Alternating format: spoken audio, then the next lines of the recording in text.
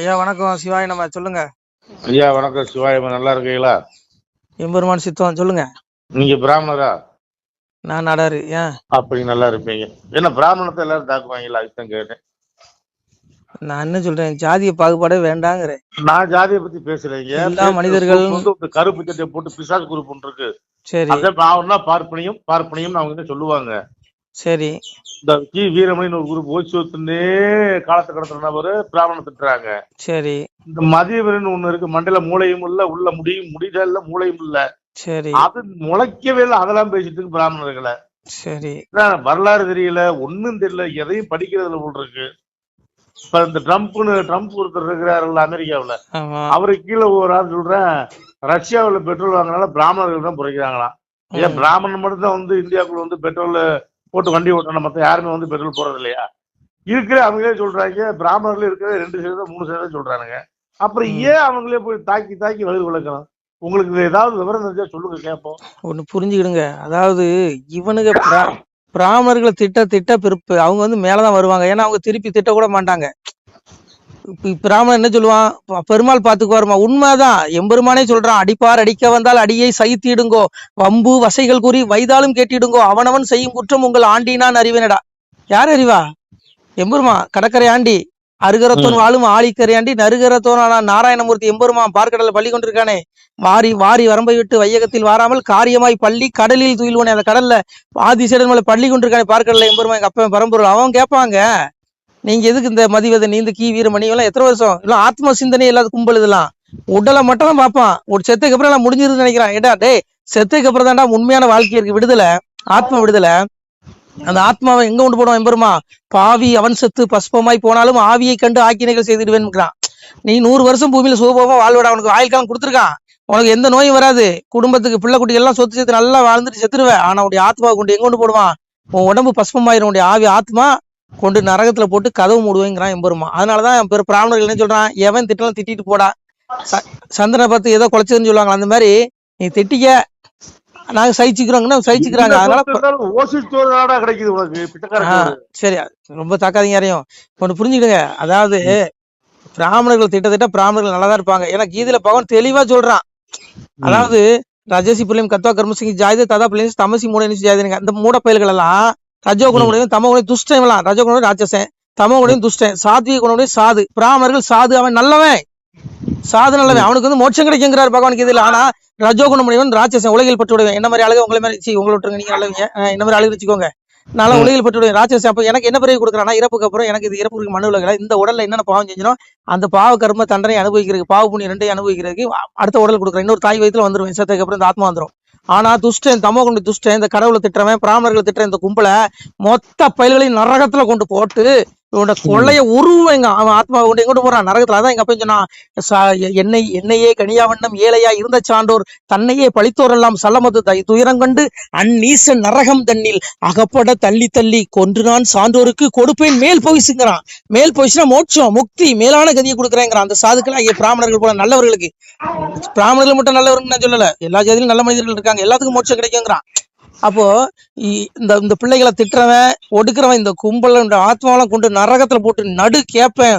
இவன் சாகுற வரைக்கும் இவன் மன்னிக்கணும். இவனுடைய ஆயுள் தீர்க்கமா மீளா நரகம், அதாவது நரகத்திலே தான் இருப்பான், எங்கேயும் வர முடியாது.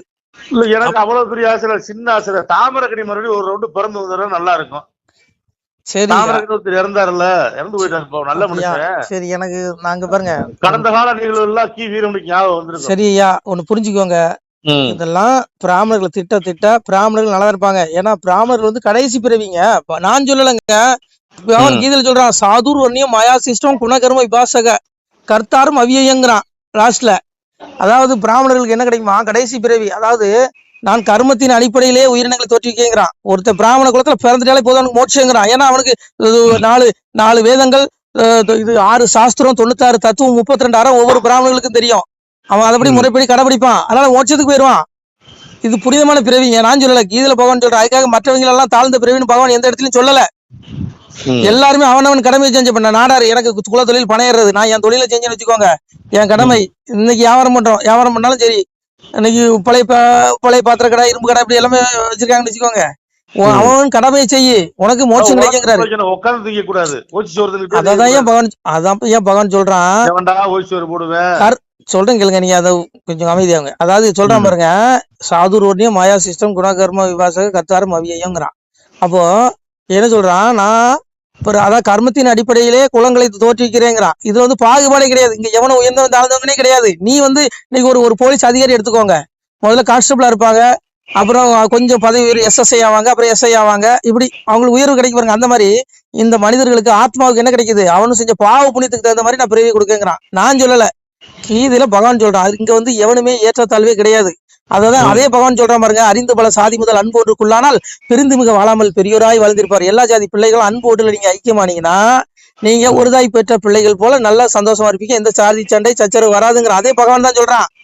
அதே பரமாத்மா கிருஷ்ணன் தான் சொல்றான். அறிந்து பல சாதி முதல் அன்பு ஒன்றுக்குள்ளானால் பிரிந்து மிக வாழாமல் பெரியோர் வாழ்ந்திருப்பாருங்க. அப்போ சாதுக்கள் நல்லவர்கள், எந்த ஜாதியில இருந்தாலும் அவன் நல்லவன் தான். அவன் பிராமணனா இருந்தாலும் சரி, அவன் எந்த ஜாதியா இருந்தாலும் நல்லவன் தான். இவனுங்க வந்து வேணுனே இந்த ஓட்டுக்காக இந்த ஜாதிய பிரச்சனையை உண்டு பண்ணுவானுங்க. நீ பிராமண தலையில உதிச்சோம், பிராமணன் நீங்களும் காலில் வந்தீங்கன்னா குத்தி விடுவான். டே பகவான் எந்த இடத்துல சொல்ல, எல்லாரும் என்னுடைய பிள்ளைகள்ங்கிறான். புரியுதா உங்களுக்கு? எல்லாமே இறைவனோட குழந்தைகள் தான், எல்லாமே நான் தான் படைச்சேங்கிறான்.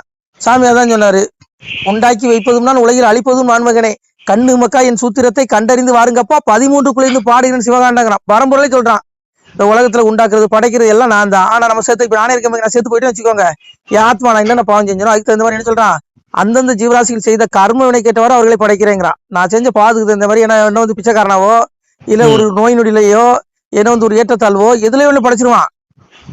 அதனால அதுக்காக நான் பகவானை குறை சொல்லி என்ன பிரச்சனை, நான் செஞ்ச பாவம் எப்படி கடவுள் நீ குறைச்சிட முடியும்? கடவுள் எதுக்கும் காரணம், நீ செஞ்ச கர்மம் அனிஷ்டம் இஷ்டம் திரிதம் கர்மங்கிறான். பௌத்த தியாகம் பிரதேச சன்னியாசம் கசித்துங்கிறான். அதாவது என்ன சொல்றான், இம்மனிதர்கள் கர்மத்தின் பயனை தியாகம் செய்யாத மனிதர்களுக்கு கர்மத்தின் பயனான நல்லதும் தீயதும் மேலும் இரண்டும் கலந்ததுமான பயன்கள் இறந்த பிறகு கட்டாயம் கிடைக்கும். நீ செத்ததுக்கு அப்புறம் நீ செஞ்ச பாவத்தை உடைய ஆத்மா அனுபவிக்கும். அந்த உடல் செத்து போயிடும். உடல் ஒண்ணும் பண்ண முடியாது, உடல் இயந்திரம்.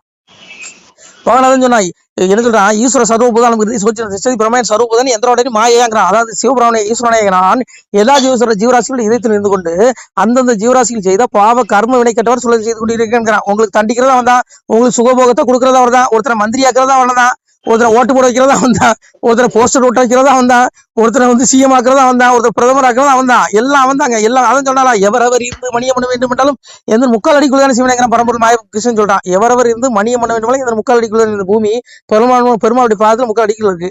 அப்போ இதுக்குள்ளதான் நீ ராஜா மந்திரி CM PM எல்லாம் என்னென்ன பதவி இருக்கு எடுத்துக்க, நீ எல்லாம் எங்க அப்பன் பரம்பொருள் கீழே தான். யாரும் சொல்றான், காலத்தை கணக்கெடுவில் நான் காலன் தண்டித்து அடக்குவதில் யமன்கிறான். நான் தானே யமன், நான் தானே காலை ஒவ்வொரு ஜீவராசிக்கும் காலை கொடுத்துறேன். இத்தனை வருஷம் உனக்கு உண்டு, அது வரைக்கும் நீ நல்லதை கட்டு, நீ உன் விருப்பம் உனக்கு சுதந்திரம் கொடுத்துறான், நீ எதோ சரியா நீ இதை அனுபவிப்பேங்கிறான். புரியுதா உங்களுக்கு?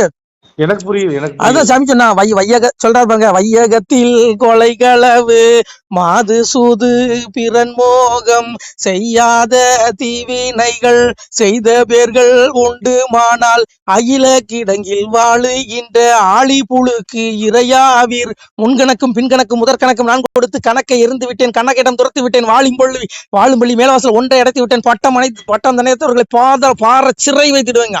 இந்த ஆத்மாவை முன்கணக்கு பின்கணக்கு எந்த கணக்கும் பார்க்க மாட்டான். அந்த துஷ்டபைல்களை இன்னைக்கு பிராமணர்கள் திட்டமா இவனுங்களெல்லாம் கொண்டு உனக்கு சங்க பிடிச்சவங்கள ஆத்மாவை உடலை பிடிக்க மாட்டான். சங்க நாள் முடிஞ்சவங்களும் எம வந்து சங்க பிடிச்சு கொண்டு போய் எம்பெருமான் என்ன பண்ணுவானா, நரகுல ஆளி கிடங்கில் வாழ்கிட்டு ஆளி புழுக்கிறார். ஆளி ஒரு பெரிய கடல் இருக்கா நரகத்துல, அந்த கடல் முழுவதும் புழுவா இருக்குமா, அந்த இடத்துல ஆத்மாவுக்கு தூக்கி வீசிடுவான் பாட்டுக்கு வந்துருவான். அது மட்டும் கிடையாது, இவனு சனாதனத்தை திட்டுவான். சனாதன தர்மத்தை திட்டத்தை சொல்றீங்களா, சனாதன தர்ம திட்டம் என்ன தண்டை அதையும் சாமி சொல்றாரு. என்ன சொல்றாரு, மனுமொழி இதுவாம் என்று மதத்துடன் பேசுவோருக்கு இனிதல்ல வீண்டான் நீட்டி ஏம்பிய பயண தன்னை குனிதவள் துர்க்கை சென்று கொண்டவள் நரகம் பூத்தி கணிதுடன் துர்க்கை வாரி கடல் திருத்தல் மாடுவலைங்கிறது. அப்போ இவனுக்கு ஏமா வர மாட்டானா, அந்த துஷ்டவில்களுக்கு துர்க்கை போய் ஆத்மா பிடிச்சு விட்டு கடலை வீசிட்டு குளிச்சுட்டு போயிடுவான். சனாதன தர்மத்தை இந்து தர்மத்தின் நூல்களை கடவுள்களை திட்டவன் ஏமனோ அவனுக்கு இந்த தண்டனை பரம்பொருள் சொல்றாங்க. அவன் வார்த்தை பொய்யாகுமா?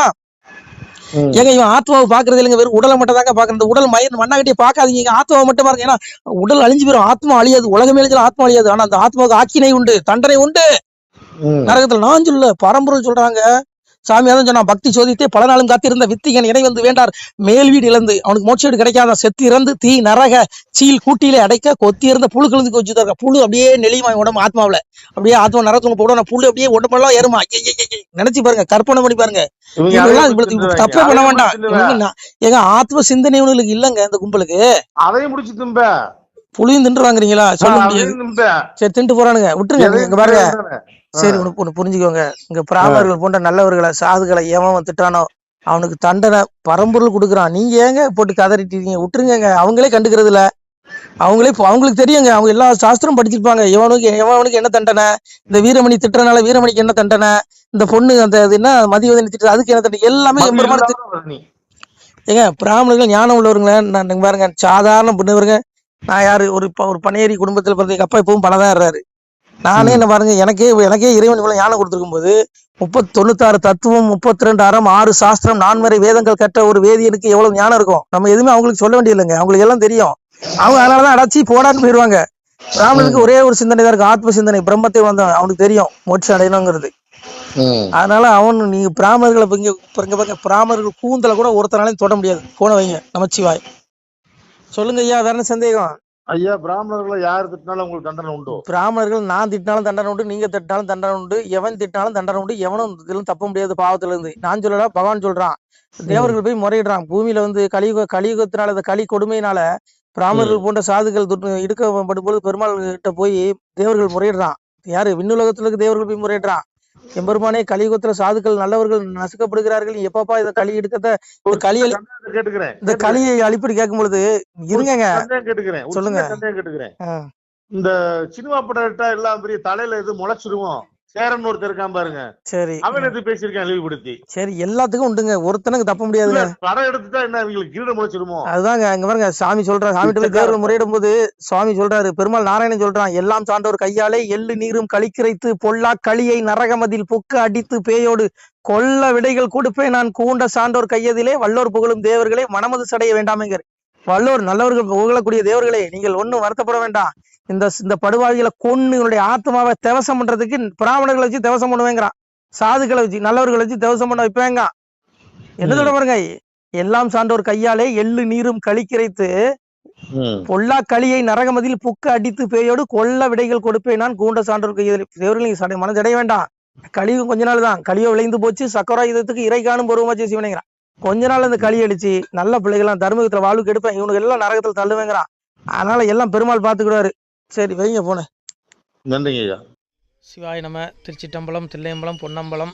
சிவாய நம. உறவுகளே, சிவ அன்பர்களே, தற்போது தாங்கள் இந்த வீடியோவில் பார்க்கக்கூடிய இடத்துல ஒரு சிவாலய திருப்பணி ஒன்று நடந்து கொண்டிருக்கிறது. இந்த இடத்துல பார்த்தீங்கன்னா முன்பு ஒரு காலத்தில் வந்து ஒரு சிவாலயம் இருந்திருக்குது. அதாவது இந்த ஏரியா வந்து இப்போ வந்து ஒரு தென்னை மரங்கள் பனைமரங்கள் சூழ்ந்த காடாக இருக்கிறது. முன்பொரு காலத்தில் இங்கே ஒரு ஊர் இருந்ததாக சொல்கிறாங்க. ஆனால் இப்போது சுற்று வட்டாரத்தில் 5 கிலோமீட்டர் சுற்றுலாவில் ஊரே கிடையாது, காடு. இப்போ இந்த இடத்துல ஒரு சிவாலயம் வந்து அமையிருக்கிறது. இந்த சிவாலயத்தில் வந்து இருந்த அந்த சாமியுடைய திருமணியை வந்து எடுத்து வச்சிட்டோம். திருப்பணி முடிஞ்சதுக்கப்புறம் பிரதிஷ்டை பண்ண இருக்கிற உறவுகளே, தற்போது இந்த வீடியோ பார்க்கக்கூடிய உறவுகள் தங்களால் முடிந்தால் ஒரு சின்ன உதவி செஞ்சு கொடுங்க. எங்கள் இடத்துல பொருளாதாரம் இல்லை, அதனால் பார்த்திங்கன்னா அந்த வேலையெல்லாம் அப்படியே நின்று போச்சு. பாருங்கள், இந்த அப்படியே பாதியிலே நிற்கிது இந்த சிவாலய திருப்பணி வந்து.